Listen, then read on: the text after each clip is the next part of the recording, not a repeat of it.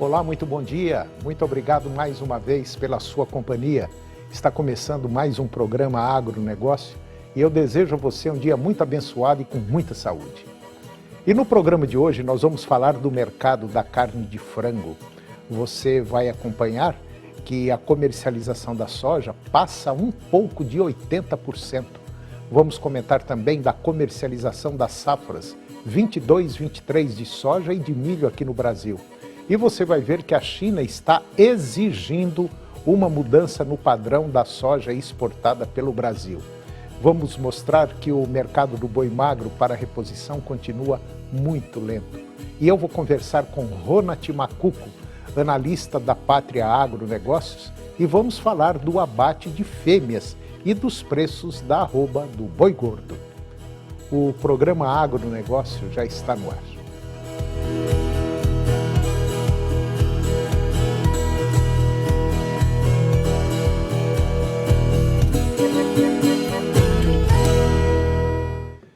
Eu começo o programa de hoje falando sobre os levantamentos da Associação Brasileira de Proteína Animal, ABPA, sobre o mercado da carne de frango. Os embarques brasileiros de carne de frango, considerando todos os produtos entre in natura e processados, eles totalizaram 446 mil toneladas no mês de agosto. O número supera 2% as exportações registradas no mesmo período do ano passado, com 437 mil toneladas. A receita das exportações de agosto, ela chegou em 831 milhões de dólares, número quase 10% menor que o total alcançado no mesmo período do ano passado, com 922 milhões de dólares. No acumulado do ano, de janeiro a agosto, os embarques de carne de frango totalizaram 3,5 milhões de toneladas, um volume 7,4% superior ao registrado nos primeiros 8 meses do ano passado, com 3,2 milhões de toneladas. Já no saldo em dólares, a alta acumulada neste ano chegou a 4,8%, com 6 bilhões 800 milhões de dólares. Este ano, e também 6,5 bilhões de dólares no mesmo período comparativo do ano passado. No ranking dos maiores destinos das exportações do Brasil, a China, maior importadora, comprou 52,8 mil toneladas exportadas em agosto, número 32% superior ao registrado no mesmo período do ano passado. Em seguida estão Emirados Árabes Unidos, com 47.300 toneladas, crescimento de 30%, Arábia Saudita com 37 mil toneladas, crescimento de 12%, e o Japão, que já restabeleceu as importações de carne de frango do Espírito Santo e de Santa Catarina, importou 29 mil toneladas, aí teve um crescimento negativo de 25%. Entre os principais estados exportadores, o Paraná segue líder, com 179 mil toneladas exportadas em agosto, número 5,3% maior, superior ao registrado no mesmo período do ano passado. Depois vieram Santa Catarina com 98,2 mil toneladas, crescimento de 8,7%, e Rio Grande do Sul com 65.800 toneladas, um crescimento de 3,4%. E agora vamos falar da comercialização das safras 2022-2023, tanto de soja quanto de milho aqui no Brasil. Até o dia 1º de setembro, a comercialização da safra de soja no Brasil atingiu 80,7% da produção esperada, abaixo dos anos anteriores, segundo o levantamento da Datagro Grãos.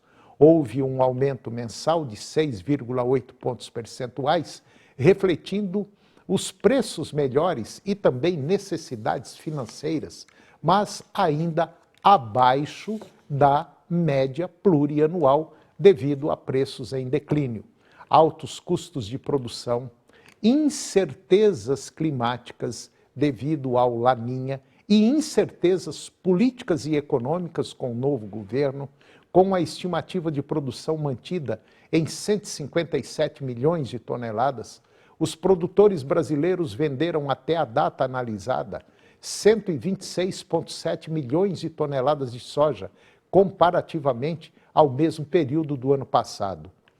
A quantidade negociada era maior em termos percentuais, embora menor em números absolutos, atingindo 109,9 milhões de toneladas. As negociações da safra 23-24 de soja tiveram um bom avanço, com 18% da produção esperada comprometida até o momento, representando um aumento mensal de 4 pontos percentuais. O levantamento da Datagro Grãos indica que a comercialização de milho da safra de verão 2022-2023 na região centro-sul do Brasil avançou 9,3%, superando a média normal para o período, que é de 5,7%. Isso resultou em vendas que alcançaram 72,4% da produção esperada, em comparação com 63% do levantamento anterior e 74,6% no mesmo período de 2022 e 83% na média dos últimos 5 anos. Com uma safra estimada em 20 milhões de toneladas, os produtores já venderam 14,6 milhões de toneladas de milho, devido ao avanço da colheita de inverno e também às limitações de armazenamento na região central do país.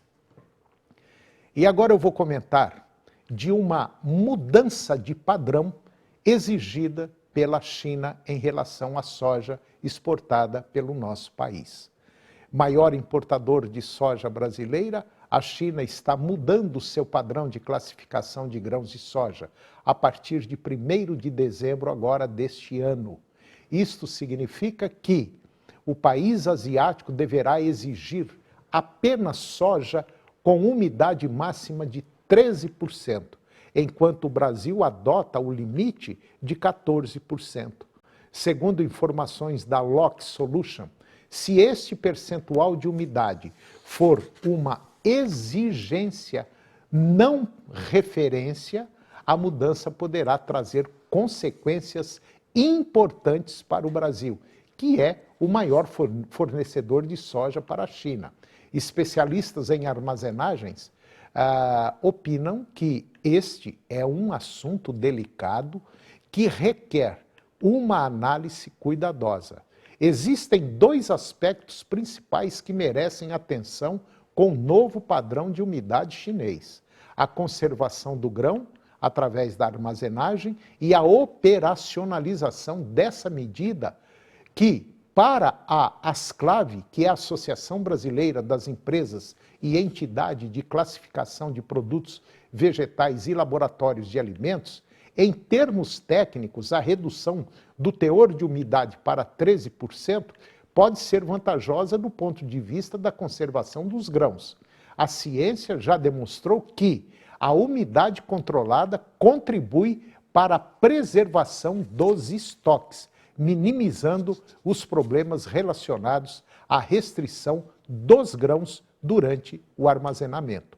Por outro lado, quando analisamos a questão da operacionalização, surgem desafios significativos. E um deles é que o Brasil possui cerca de 68% da sua capacidade de armazenamento de grãos nas mãos de unidades coletoras, como cooperativas, empresas de trading e armazéns gerais.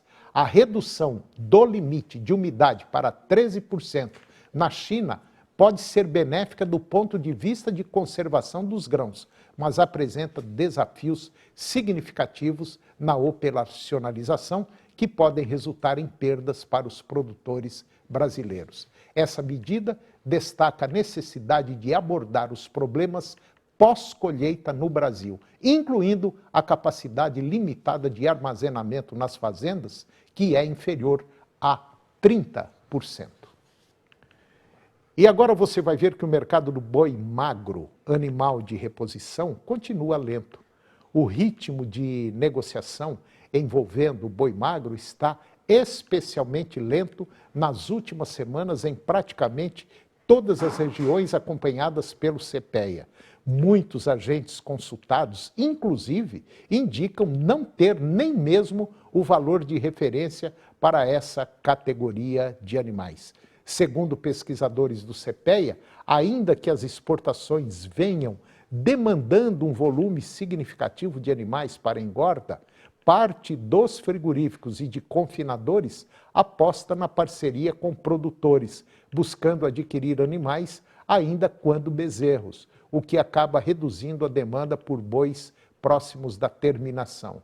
Em certos casos, a demanda externa por animais mais jovens e a diminuição do tempo para a terminação, obtido com o uso de tecnologias, fazem com que o período de terminação seja mais precoce, contexto que também explica a menor liquidez envolvendo animais por volta aí de 24 meses. E você vai ver agora que a safra 22-23 basicamente chegou ao fim e bateu mais um recorde. A safra de grãos do ciclo 22-23 se encerra e atinge um novo recorde. Segundo o 12º levantamento, que foi divulgado agora pela Companhia Nacional de Abastecimento, a CONAB, a produção está estimada em 322,8 milhões de toneladas. O volume representa um crescimento de 18,4%, o que corresponde a 50 milhões de toneladas colhidas a mais sobre a temporada anterior. O resultado é reflexo tanto de uma maior área plantada, chegando a 78,5 milhões de hectares, como também de uma melhor produtividade média registrada, saindo de 3.650 quilos para 4.100 quilos por hectare. Nos primeiros dados divulgados pela CONAB, a previsão de safra era de 312 milhões de toneladas e nós vamos encerrar o ciclo com 322,8 milhões de toneladas, uma diferença de 3,3% ou pouco mais de 10 milhões de toneladas. Isso mostra o avanço metodológico da CONAB, que tem responsabilidade com os dados públicos.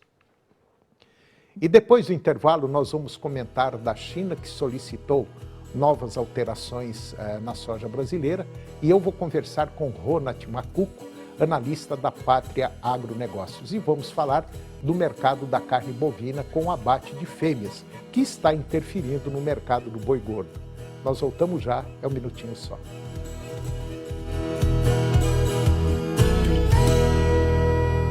O que é o Senar Mais? É um programa do Senar que leva assistência técnica e gerencial para vocês produtores. Um técnico de campo irá te acompanhar por 2 anos. Ele fará um diagnóstico da sua fazenda, faz um planejamento junto com você, te orienta sobre tecnologias, manejo, oferecendo cursos para qualificação e o principal, fará o gerenciamento mensal da sua atividade. E o que é melhor, sem cobrar nada por isso. Senar Goiás. A gente sabe como é difícil proteger quem você ama, o que você ama. Tirar de perto da sua casa, da sua família, aquilo que você não quer perto, nem de longe. Nessas horas é bom ter com quem contar. E é por isso que a gente está aqui há 20 anos. Caldrim 20 anos, com você para proteger. Se Goiás era terra fértil para bandido, hoje só tem espaço para trabalho e crescimento. Tá dando certo, vem ver. A criminalidade despencou. 128 cidades não registraram nenhum homicídio. Os crimes contra o patrimônio e a vida caíram a níveis nunca vistos. A economia prospera. Somos líderes na geração de empregos e o 4º estado com menor desigualdade no Brasil. Com segurança, Goiás avança e constrói uma vida melhor para os goianos. Governo de Goiás, o estado que dá certo. Canal TV Agro. Apoio Planalto Máquinas Agrícolas, Revendedor Valtra. Goiânia, Jussara, Itumbiara e Porangatu. Estância Bahia Leilões. Estância Bahia a serviço da pecuária brasileira. Europoços Artesianos. Poços com até 800 metros de profundidade. Nutroeste Nutrição Animal. tecnologia de resultados a serviço do pecuarista. Volumoso X-Gold Pasto, pastagens com raízes profundas. Canal TV Agro, o canal do agronegócio.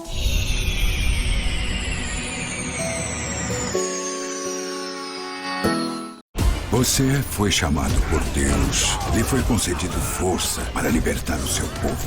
Senhor, não me abandone agora. Sansão. Sábado, 3:30 da tarde. No Cinema em Casa. Agronegócio. Oferecimento Moinho Fino. A delícia que é o nosso café de todos os dias. Puríssimo. Senar Goiás. A maior escola da terra. Seu New Holland precisa de uma peça? Clica na Carpal que chega. carpaltratores.com.br. Keldrin, 20 anos protegendo sua família.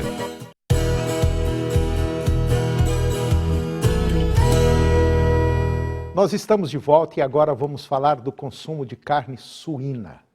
De acordo com as estimativas da Associação Brasileira de Criadores de Suínos, a ABCS, com base no censo populacional realizado pelo IBGE, o consumo de carne suína atingiu um marco significativo, atingindo aí uma média de 20 quilos e 500 gramas per capita no ano de 2022. Quer dizer, cada pessoa está comendo uma média de 20,5 quilos de carne suína. Esse número representa um aumento notável de mais de 2 milhões de toneladas de carcaças suínas e um valor bruto de mais de 20 bilhões de reais nos últimos 12 anos. Bom, sem correção inflacionária, em comparação, o índice registrado em 2010 era de 13,7 quilos por pessoa por ano, destacando uma mudança substancial nos hábitos alimentares e na relação do público com a carne suína. Aumento no consumo se baseia em uma revisão atualizada da estimativa populacional feita pelo IBGE em 2022, oferecendo uma visão mais precisa da população brasileira e, consequentemente, do consumo de carne suína. O cálculo da ABCS subtrai o número de exportações de carne suína in natura da produção interna total no ano, resultando na disponibilidade interna, que é então dividida pela população brasileira, fornecendo uma estimativa da quantidade de carne suína consumida no mercado interno.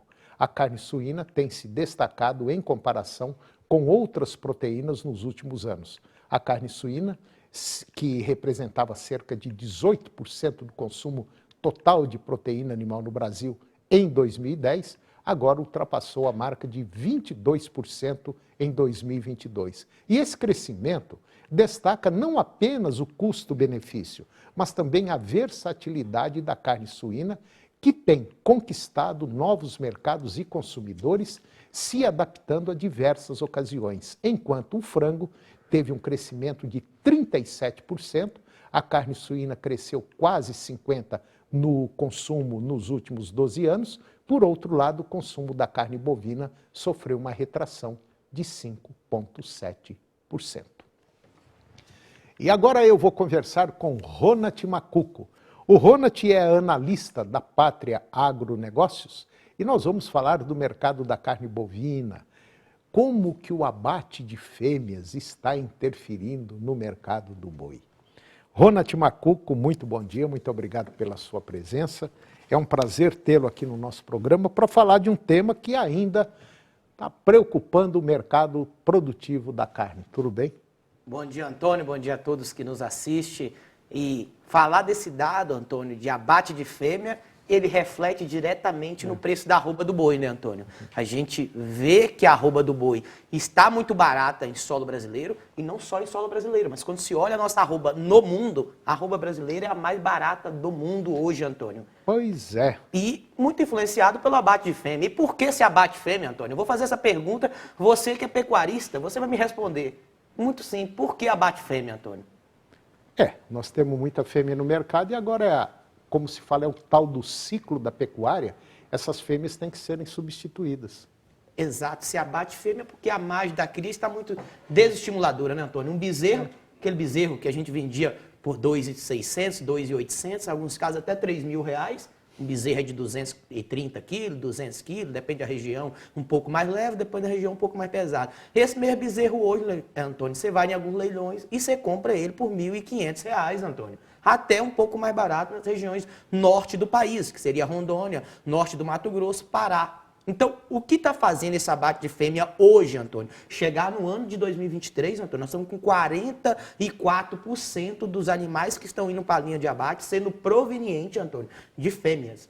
Esse mesmo número, Antônio, em 2021, que era o pico do bezerro ali, onde que tinha até música falando da arroba do boi e aquela coisa toda que inflou o mercado, a gente estava com um número na casa dos 37% do abate que vinha para o mercado era proveniente de fêmea. Então, a gente colocou no mercado em torno, se a gente trazer esse percentual, em torno de 12 a 13 milhões de animais fêmea para o abate, em percentual de número. Então, trazendo com que, Antônio, que temos muita oferta de animais hoje disponível para o abate.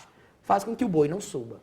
Na verdade, não teve, assim, um controle de abate tanto de machos quanto de fêmeas, como acontece, por exemplo, nos suínos. Os suínos, quando o preço começa a despencar muito, o que eles fazem? Eles seguram, retêm o animal. Agora, quando o preço começa a ficar bom, o que eles fazem? Manda as fêmeas para o abate. Então, há um balanceamento. Já na pecuária bovina, é difícil de fazer esse controle. Esse controle é muito mais pensando em caixa do que necessariamente um desejo do pecuarista. É verdade. Porque se você olhar o perfil do pecuarista brasileiro, aquele cara que é da cria, ele gosta de ser da cria. O norte do país, por ter mais pasto, por ter área mais quebrada, ele não tem muito o que fazer, engordar um boi. Não é o perfil do pequeno produtor fazer uma engorda intensiva. Agora, quando se olha pela necessidade de caixa, hoje, eu prefiro vender uma vaca gorda, uma novilha gorda, Antônio, do que vender bezerro, do que vender bezerra. Tive num leilão na região de Bela Vista, essa semana, Antônio, bezerra saindo na casa de R$1.000, bezerra de 190 quilos, Antônio. Bezerra Nelore, Antônio, coisa de primeira linha. Então, há um desestímulo de colocar as fêmeas novas, o bezerro novo, bezerro ou bezerra para venda. É melhor colocar uma vaca gorda, fazendo com que esse número seja tão alarmante e segura, Antônio, até o preço do boi. Se você me pergunta qual seria, então, um patamar de virada para que comece as fêmeas diminuir, na minha visão, ainda temos o ano de 24, quando esse número chegar na casa dos 46% a 47%. Esse ajuste não ocorre numa semana, num mês. Esse ajuste demora aí 4, 5, 6 meses, talvez até um ano. Então, o pecuarista ainda vai amargar aí uma situação não muito agradável este ano, talvez o próximo ano, até as coisas começarem a se ajustar. E para você que não é pecuarista, você é aí dona de casa, mas que gosta do setor agro, a gente tem que entender o seguinte, que o boi, ele não come só capim, ele tem que ter um outro suplemento no coxo, que seria um sal proteinado, um produto que, às vezes, o capim não oferece aquilo que o boi precisa, você tem que colocar no coxo. E aí que está o perigo, aí que fica caro você tratar de um boi, entendeu? Fazer um boi ganhar peso. E falando disso, né, Antônio, hoje a gente, sempre no segundo semestre, a gente projeta que terá mais machos indo para o abate e menos fêmea. E esse macho, historicamente, ele vem proveniente de um boi suplementado, ou diretamente no confinamento, ou diretamente suplementado no pasto, né, Antônio? Não tem como produzir um animal que seja para abate num período de seca. Hoje a gente não tem pasto em boa parte do médio Brasil. O que nos traz essa conta aí, Antônio? Se tem um custo maior para produzir, se a operação ela é bem ajustada, a Bolsa teve uma recuperação de preço. A Bolsa trouxe 30, 25, 20 reais acima do preço atual do mercado físico paulista. Então, quem estiver colocando o boi no coxo, Antônio, você que tem amigos e que nós responde aqui no dia a dia aquela dúvida, confino ou não confino? Coloca esse boi no boitel ou vendo ele hoje no leilão? Faça conta, mas não entra nessa operação de 90, 120 dias sem travar esse boi antecipado, Antônio. Pois é aquilo que eu vou falar de novo. Nós falamos tanto ano passado em travar soja, milho, boi, e que ficou até chato. Eu estou repetindo o que eu já repeti aqui várias vezes. Mas olha, Se você não travar o seu boi, a sua soja, o seu milho, você vai tomar na cabeça de novo. Antônio, e não me assusta de muito estar fazendo essa operação hoje, Antônio, que está nos ouvindo e muitas vezes quer entender um pouco mais dessa ferramenta. É uma ferramenta simples, é muito parecido com o seguro do seu carro. Mesma coisa. Seguro, você paga um valor para garantir um preço mínimo. Tem uma tabela FIP, que é a tela da B3, referência para a Praça Paulista. Praça Paulista hoje tem um boi na casa dos R$200, 202, média do CPEA. Quando se olha para a tela da B3 para um outubro, para um novembro, para um dezembro, está R$30 a R$25 acima do preço físico de Praça Paulista. Se essa alta se confirma no mercado físico paulista, quer dizer que o seu boi no físico irá subir. Então Sim, isso claro. é um valor interessante, são R$30. Numa arroba, num boi de 20 arroba, estamos falando de R$500, R$600. Mas se não subir, você pode deixar muito dinheiro na mesa. Então use as proteções. Sim, claro. Isso daí nós falamos demais. Então, você tem algumas ferramentas que pode não te dar aquele lucro fabuloso, mas não vai te dar prejuízo. Se você sabe quanto custa produzir uma arroba aí na sua fazenda, que isso é fundamental, Se você gasta R$150 para produzir uma arroba e lá na B3 estão te pagando 230, caramba, meu filho, vai lá e trava.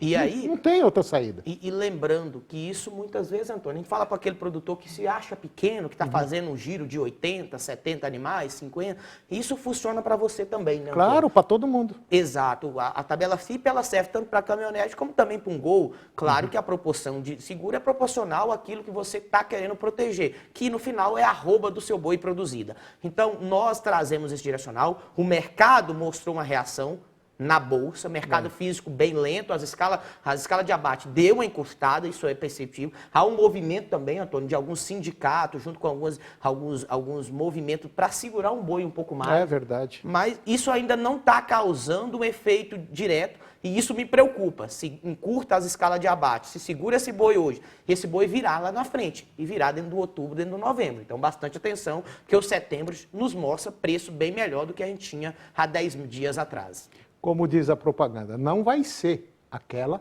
Brastemp, mas vai ser uma geladeira, uma marca relativamente boa. Então não tenha prejuízo. Se você quiser saber como funciona o travamento de uma bolsa, liga lá para o pessoal da Pátria Agronegócios, procura, tenha informação.